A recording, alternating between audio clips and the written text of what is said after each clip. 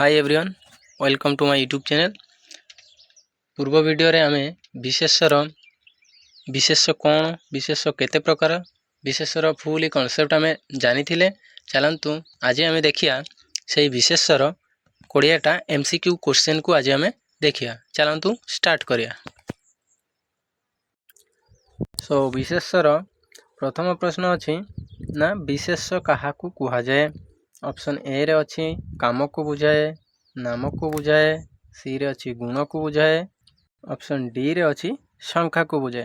तो our answer कौन हम ना विशेष क्या कुआ जाए ना विशेष ऑप्शन बी नाम को बुझाए। 2 नंबर अच्छी निम्नलिखित मध्यरु केउटी व्यक्तिवाचक विशेष। ए रे अच्छी गछ, बी रे अच्छी नदी, सी रे अच्छी रमेश, डी रे अच्छी पुस्तक। हेले आर सटीक आंसर कोटा हम ना सी रमेश हम आर सटीक आंसर। तापरे 3 नंबर क्वेश्चन अच्छी पानी केउ प्रकार विशेष। पानी केउ प्रकार विशेष जातिवाचक, व्यक्तिवाचक, पदार्थवाचक, भाववाचक। हेले आर सटीक आंसर कोटा हम पानी हमर पदार्थवाचक विशेष सी हम सटीक आंसर।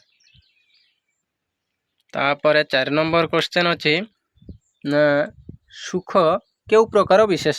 सुख भाववाचक ना जातिवाचक ना व्यक्तिवाचक, तापर अच्छी डी रे पदार्थवाचक। हेले सुख की प्रकार विशेष हम ना भाववाचक विशेष हम। तापर क्वेश्चन अच्छी निम्नलिखित मध्यरु जातिवाचक विशेष केउटी केउटी जातिवाचक विशेष। भारत, बी रे अच्छी कटक, सी रे अच्छी छात्र, डी रे अच्छी गंगा। हेले 5 नंबर सटीक आंसर कोटा हम छात्र। तापर नेक्स्ट क्वेश्चन 6 नंबर क्वेश्चन अच्छी भारत केउ प्रकार विशेष ना व्यक्तिवाचक, जातिवाचक, भाववाचक, पदार्थवाचक। आर सटीक आंसर कौन हम ना भारत हम हमर व्यक्तिवाचक विशेष। नेक्स्ट तापर 7 नंबर क्वेश्चन निम्नलिखित मध्यरु भाववाचक विशेष केउटी खेल, दौड़, सत्य, घर। 7 नंबर रो भाववाचक विशेष रो सटीक आंसर कोटा हम ना ऑप्शन सी हम सटीक आंसर सत्य। तापर 8 नंबर क्वेश्चन सुना केउ प्रकार विशेष। सुना ए रो अछि भाववाचक, बी रे अछि पदार्थवाचक, सी रे अछि व्यक्तिवाचक, डी रे अछि जातिवाचक। हेले सुनाटा की प्रकार विशेष सुना हबो हमर पदार्थ, बी रे अछि पदार्थवाचक विशेष हबो आर सटीक आंसर। तापर 9 नंबर क्वेश्चन शिक्षक केउ प्रकार विशेष। शिक्षक केउ प्रकार विशेष ना भाववाचक, जातिवाचक, पदार्थवाचक ना व्यक्तिवाचक। शिक्षक हबो हमर केउ वाचक विशेष शिक्षक हबो जातिवाचक विशेष। तापर 10 नंबर क्वेश्चन कटक केउ प्रकार विशेष। कटक जातिवाचक ना पदार्थवाचक ना व्यक्तिवाचक ना भाववाचक। हेले कटक केउ प्रकार विशेष कटक हबो हमर व्यक्तिवाचक विशेष। तापर 11 नंबर दया केउ प्रकार विशेष। ए रे अछि भाववाचक, बी रे अछि जातिवाचक, सी रे अछि पदार्थवाचक, डी रे अछि व्यक्तिवाचक। हेले दयाटा केउ प्रकार विशेष ना भाववाचक विशेष। तापर 12 नंबर क्वेश्चन अछि दूध केउ प्रकार विशेष ना व्यक्तिवाचक, पदार्थवाचक, भाववाचक ना जातिवाचक। हेले दूधटा केउ प्रकार विशेष हबो ना दूधटा हबो हमर पदार्थवाचक विशेष। तापर 13 नंबर क्वेश्चन निम्नलिखित मध्यरु व्यक्तिवाचक विशेष केउटी केउटी व्यक्तिवाचक विशेष। छात्र ना गाई ना महात्मा गांधी ना पक्षी। हेले आर सटीक आंसर कोटा हबो ना महात्मा गांधी हबो हमर सटीक आंसर जोटा कि व्यक्तिवाचक विशेष। तापर नेक्स्ट क्वेश्चन अछि 14 नंबर प्रेम केउ प्रकार विशेष। प्रेमटा केउ प्रकार विशेष हबो ना जातिवाचक विशेष ना पदार्थवाचक विशेष ना भाववाचक विशेष ना व्यक्तिवाचक विशेष। हेले कोटा हबो सटीक आंसर ना भाववाचक विशेष।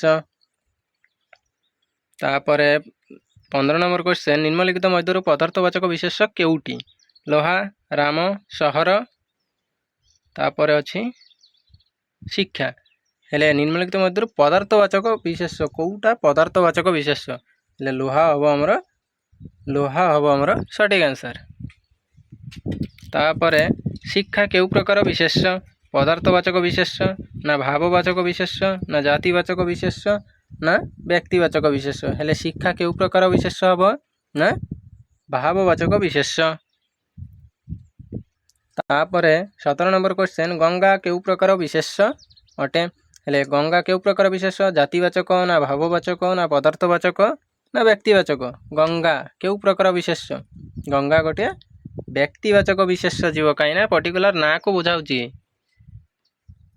ତାପରେ 18 ନମ୍ବର କ୍ୱେଶ୍ଚନ୍, ନିମ୍ନଲିଖିତ ମଧ୍ୟରୁ ବ୍ୟକ୍ତିବାଚକ ବିଶେଷ୍ୟ କେଉଁଟି? କେଉଁଟି ବ୍ୟକ୍ତିବାଚକ ବିଶେଷ୍ୟ?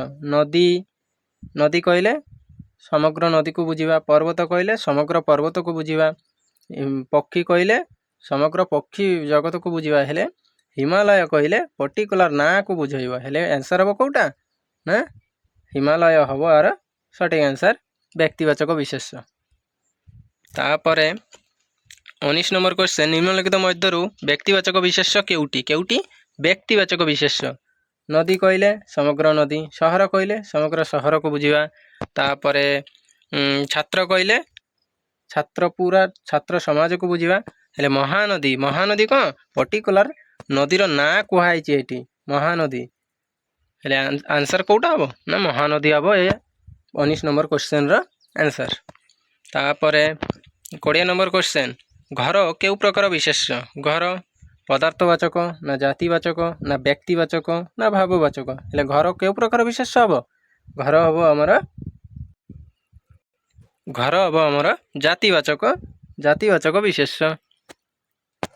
ତାପରେ ନେକ୍ସଟ କ୍ୱେଶ୍ଚନ୍, ସୌନ୍ଦର୍ଯ୍ୟ କେଉଁ ପ୍ରକାର ବିଶେଷ୍ୟ? ନା ପଦାର୍ଥବାଚକ, ଭାବବାଚକ, ବ୍ୟକ୍ତିବାଚକ, ଜାତିବାଚକ? ଆର ଆନ୍ସର୍ କେଉଁଟା ହେବ ଆପଣମାନେ କମେଣ୍ଟ କରିକି ଜଣାଇବେ। ତ ଆଜିର ଭିଡ଼ିଓରେ ଏତିକି, ରହିଲି, ଥ୍ୟାଙ୍କ ୟୁ।